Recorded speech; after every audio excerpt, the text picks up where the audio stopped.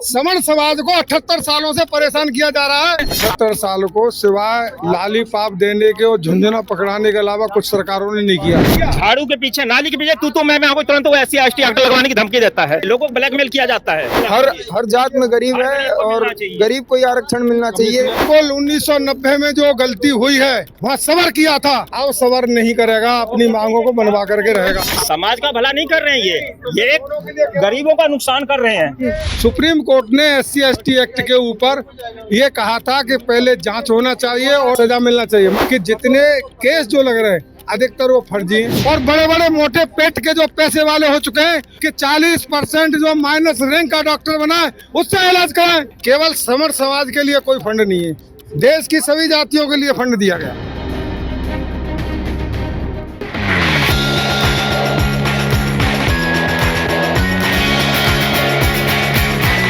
अब मुझे एक बात बताओ कि ये जो आरक्षण को लेकर आपने लिख रखा है आरक्षण हटाओ भारत बचाओ, हटाना क्यों है? हटाना नहीं, इसमें संशोधन करना चाहिए।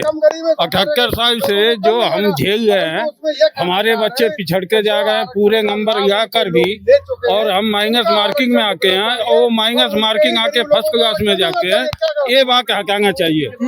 आरक्षण का विरोध नहीं है, आरक्षण आर्थिक नीति पे होना चाहिए। आरक्षण आधार जो है सबको मिलना चाहिए। आपको क्या लगता है रिजर्वेशन का एक कॉन्सेप्ट क्या होना चाहिए आरक्षण का? 45 करोड़ मैं बता रहा हूँ। अच्छा, ये कुछ पढ़ने वाले हैं, कुछ पोएम है शायद। हाँ, कर लीजिए, ब्राइटनेस पूरी कर लीजिए। जय श्री राम, जय महाराणा प्रताप, जय राजपुताना।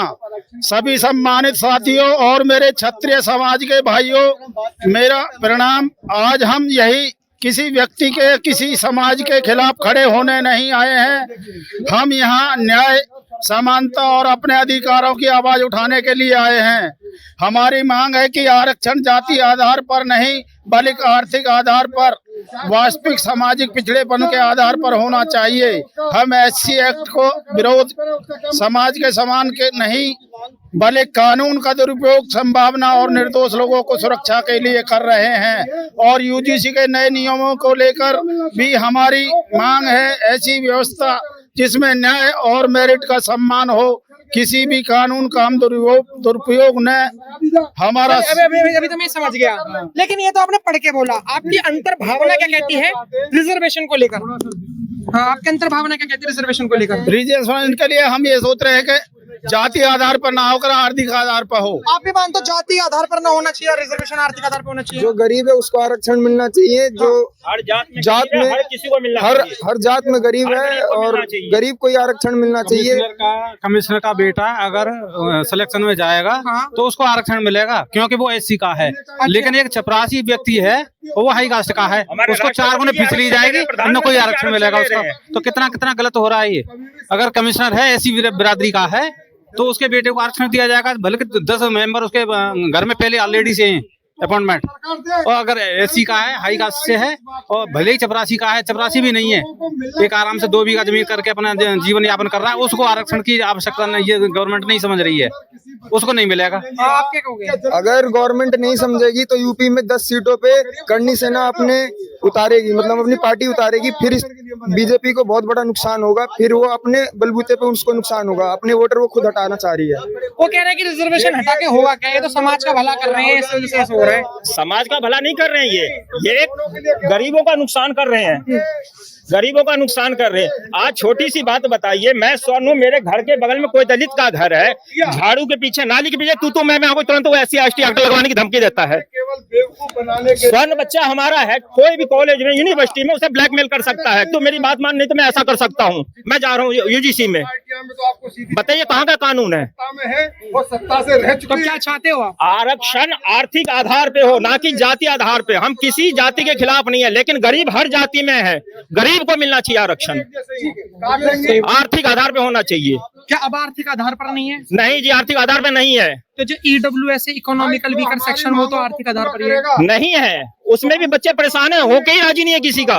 हम तो ये कहते हैं कि आप जो पूर्ण आरक्षण है आर्थिक आधार पे कीजिए, आर्थिक आधार पे पूर्ण रूप से कीजिए, सभी को मिले, सभी गरीब को मिले, अमीर को ना मिले। हम कहाँ कहते हैं, हमारे स्वर्ण में जो अमीर है उसे ना मिले, जो गरीब और जातियों में अमीर है उन्हें नहीं मिले, जो गरीब हमारी जाति में उनकी जाति में सबको मिलना चाहिए, गरीब को मिलना चाहिए आरक्षण। देखिए जब तो अभी किस तरीके से रिफॉर्म्स चाहते हैं आप? हम ये चाहते हैं कि आरक्षण आर्थिक आधार पे हो, यूजीसी हटे, SC ST एक्ट हटे, SC ST एक्ट भी हटना चाहिए आपके? बिल्कुल हटना चाहिए जी, ये सबसे खतरनाक एक्ट है, ब्लैकमेलिंग का जरिया है ये, लोगों को ब्लैकमेल किया जाता है।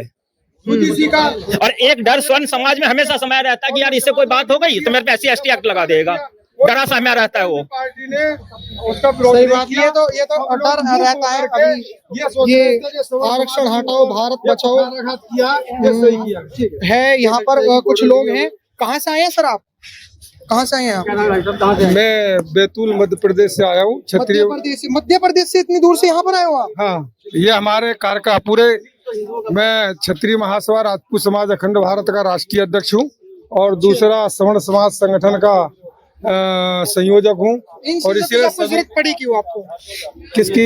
जैसे मान के चलिए कि आप यहाँ पर आए हैं, आरक्षण हटाओ भारत बचाओ, तो ये आपको क्या लग रहा है कि क्या जनरल वालों के साथ भेदभाव होता है? पूरा भेदभाव होता है सवर्ण समाज के अंदर। हम तो 78 साल से देख रहे हैं, 78 साल को सिवाय लाली पाप देने के और झुंझुना पकड़ाने के अलावा कुछ सरकारों ने नहीं किया, और कोई भी सरकार हो, कोई ने नहीं किया। इस सरकार के पक्ष में सवर्ण समाज इसलिए था कि हिंदुत्व के नाम पर इसने जो है हम लोगों को ठगा, और ठगने के बाद जितना कुठाराघात इस सरकार ने किया है उतना किसी ने नहीं किया।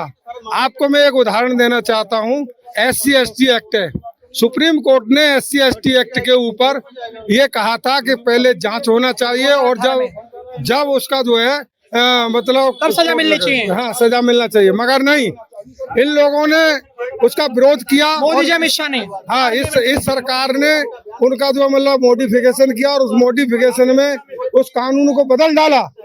उसमें 42 धारा बना दी, पहले 21 धारा थी, फिर 42 धारा बना दी और उतना सशक्त कर दिया हम लोगों के लिए कि हमारा जीवन दूभर हो रहा है। मैं आपको एक बात और बताता हूँ कि जितने केस जो लग रहे हैं अधिकतर वो फर्जी हैं। हमारी वो भी हमने मांगे रखी कि भाई कम से कम SC ST एक्ट जो है इसकी जो है जांच होना चाहिए, जांच के बाद जो मतलब उसको सजा होना चाहिए, मगर ये नहीं हुआ। इसके बाद में इन्होंने UGC लागू कर दिया। यानी धीरे धीरे कहने का मतलब है हमारी गर्दन पकड़ने का काम जो है मतलब सरकारों ने किया। और UGC एक्ट जो है ये इतना खतरनाक है, इसके अंदर तक हमारे लोग अभी तक गए नहीं है। हमें गाँव जा करके लोगों को बताएंगे नहीं तब तक पूरे समाज के लोग जागरूक होंगे नहीं। तो अब हम लोगों ने तय किया कि हम गांव में जाएं और UGC के बारे में और आरक्षण के बारे में बताएं, तब लोग समझेंगे और वो अपने कार्यक्रमों में आगे आएंगे। इसमें UGC में इन्होंने क्या किया है कि सवर्ण समाज के लोगों के पैरों में रस्सी बांध, जैसे घोड़े की जो है टांगे बांध देते हैं ना, सवर्ण समाज के लोगों के बच्चों के जो मतलब टांगों में रस्सी बांधी गई, उन्हें घोड़े की तरह ढकना लगा दिया गया। मगर वो भी अब इतना होने के बावजूद भी वो अच्छे नंबर लेकर के आते हैं। तो संख्या में बिना आरक्षण के और बिना सहयोग के वो अच्छी जगह पहुंच जाते, तो इनके पेट में दर्द होने लगा कि इतनी रस्सी बांधने के बाद, इतना ढकना लगाने के बाद तब भी आगे जा रहे। तो क्या करना चाहिए? तो कॉलेजों के अंदर UGC लेके आए। और UGC इतना खतरनाक है, यदि किसी व्यक्ति ने हमारी बच्ची को पकड़ लिया, छात्रा को पकड़ लिया, हाथ पकड़ लिया, और उस बच्ची ने जाकर के कॉलेज में उसका विरोध किया या उसको कुछ बोला, जिसने गलत काम किया उसको बोला, तो उसका कुछ नहीं होगा। बच्ची को अपनी ओर से ये कहने का अधिकार नहीं होगा कि मेरी ओर से गलत किया है। और जिस व्यक्ति ने गलत किया है वो रिपोर्ट करने जाएगा, उसकी रिपोर्ट गोपनीय रखी जाएगी। हमारी बच्ची के ऊपर या हमारे बच्चे का जो है स्कूल से या तो निकाला जाएगा या उसकी पढ़ाई छुटाई जाएगी या उसे जो है उसको भगाया जाएगा। तो ये इसलिए कि जब पढ़ाई के अंदर इनकी संख्या सजा दे करके हम कम कर देंगे तो आगे कैसे लाएंगे। दर्द दूसरा आरक्षण का क्या है आप बताइए? या तो नौकरी में दे दो एक बार, या प्रमोशन में भी दे रहे हो, सुपर सीट कर करके सबको जो दे रहे हो। दूसरा एक क्या है कि आज हमारा 99% नंबर ला करके बालक, उसका रैंक जो है 236 बनता है, और 40 नंबर लेने वाला व्यक्ति का रैंक उससे ऊपर चला जाता है, उसका सिलेक्शन हो जाता है, और हमारे बच्चे का सिलेक्शन नहीं होता। आज देश के अंदर -40% के डॉक्टर हैं।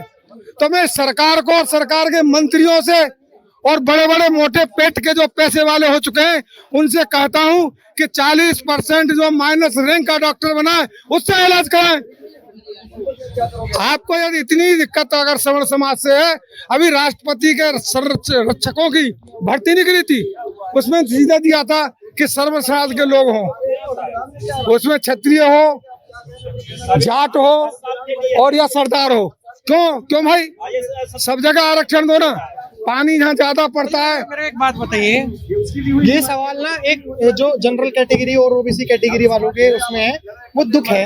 तो क्या जनरल और ओबीसी के लोग टैक्स नहीं भरते क्या, जो उनके साथ ऐसा भेदभाव हो रहा है? बिल्कुल, वो लोग टैक्स भरते हैं। दूसरी चीज एक बात आपको मैं बताऊं, सवर्ण तुम आप जो अभी बजट जो लागू हुआ था, ये सरकार जिन लोगों की बुराई करती है, जिनकी छाती पे पैर रख करके उनकी बुराई कर करके सत्ता में आई है, उन लोगों को 4000 करोड़ का जो फंड दिया है मुस्लिम को और दूसरे दलित लोगों को भी फंड दिया है। केवल सवर्ण समाज के लिए कोई फंड नहीं है, देश की सभी जातियों के लिए फंड दिया गया। तो यार ये अत्याचार क्यों? अगर मैं तो यहाँ कहता हूँ कि जब देश के लोगों को आपको हम लोग इतना ही बुरा समझ रहे हो और हमें इस देश में रहने नहीं देना चाह रहे हो, तो लास्ट में सवर्ण समाज के पास में एक ही जो मतलब बात है, एक ही कहने का चारा है, फिर हम अलग रहेंगे। सही बात, दर्द है तुम्हारा। अरे हम फिर अलग रहेंगे ना, क्यों हमें मुख्य धारा में जोड़ रखा है? सवर्ण समाज को 78 सालों से परेशान किया जा रहा है।